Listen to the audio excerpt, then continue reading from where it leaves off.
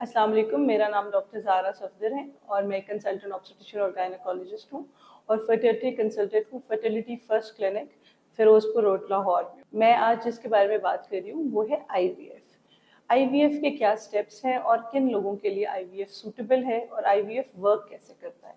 सबसे पहले आईवीएफ उन लोगों के लिए सूटेबल है जिनको अगर इनफर्टिलिटी है तो 3 साल से ज़्यादा है और उनकी कॉज मालूम नहीं है, जिसको अनएक्सप्लेन्ड इनफर्टिलिटी कहते हैं, या ऐसी कपल्स जिनमें फीमेल्स की ट्यूब्स ब्लॉक्ड हैं, या ऐसे कपल्स जिनमें मेल इश्यूज इतने ज़्यादा हैं कि स्पर्म्स की क्वालिटी बहुत ख़राब है, या ऐसे लोग जिनमें पहले जेनेटिक डिसऑर्डर्स थे और पिछले बच्चों में जेनेटिक डिसऑर्डर्स की वजह से प्रेगनेंसीज कंटिन्यू नहीं हुई।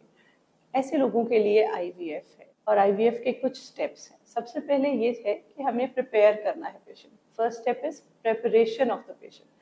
प्रेपरेशन में ये है कि हम उनकी डिटेल हिस्ट्री लेते हैं, एग्जामिनेशन करते हैं, डायग्नोसिस को कंफर्म करते हैं, कुछ हार्मोनल टेस्ट कराते हैं, कुछ अल्ट्रासाउंड्स होते हैं और उसके बाद जो मेल पार्टनर है उनके भी कुछ टेस्ट होते हैं।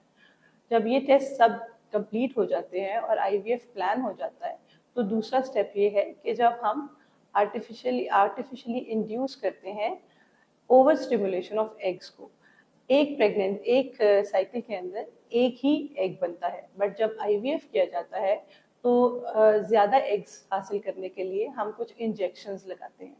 वो तकरीबन 10 से 12 दिन रोज़ लगते हैं और उसके साथ साथ अल्ट्रासाउंड्स होते हैं और हम अल्ट्रासाउंड को साथ साथ मॉनिटर करते जाते हैं और इंजेक्शंस की डोजेस को एडजस्ट करते जाते हैं।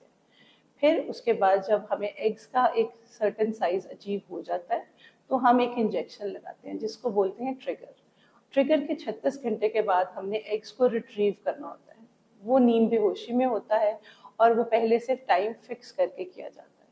जब हम लोगों को एग्स मिल जाते हैं तो फिर अगला स्टेप शुरू होता है। उसमें ये होता है कि हम मियाँ के या मेल पार्टनर के स्पर्म्स को लेके एग्स के साथ हमने फ्यूज़ करना होता है और ये लैब का पार्ट है। इसमें लैब के अंदर जो है हम एग्स और स्पर्म्स को फ्यूज़ करके एम्ब्रियोज डेवलप करते हैं। इसमें तकरीबन जितने भी एग्स या स्पर्म्स हमें मिलते हैं, एग्स में से 70 to 80% हमें एम्ब्रियोज में कन्वर्ट हो जाते हैं। जब एम्ब्रियोज हमें मिल जाते हैं फिर एक पीरियोडिक 5 दिन का प्रोसेस है जो हम उनको फॉलो करते हैं एम्ब्रियोज को और उनकी ग्रोथ को मॉनिटर करते हैं।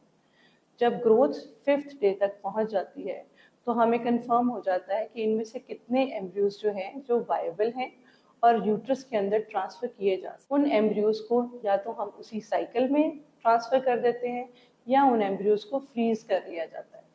एम्ब्रियो फ्रीजिंग की फैसिलिटी भी इस वक्त पाकिस्तान में अवेलेबल है और एम्ब्रियो फ्रीज हो जाए तो वो बाद के साइकिल्स में भी विदाउट द अर्ली प्रोसेस हम कर सकते, वो ट्रांसफ़र किए जा सकते। उस वक्त अगर हम उसी साइकिल में एम्ब्रियो ट्रांसफ़र कर दें तो वो फ्रेश एम्ब्रियो ट्रांसफ़र है और अगर हम अगले साइकिल या कुछ महीनों बाद करें तो उसे फ्रोज़न एम्ब्रियो ट्रांसफ़र कहते हैं।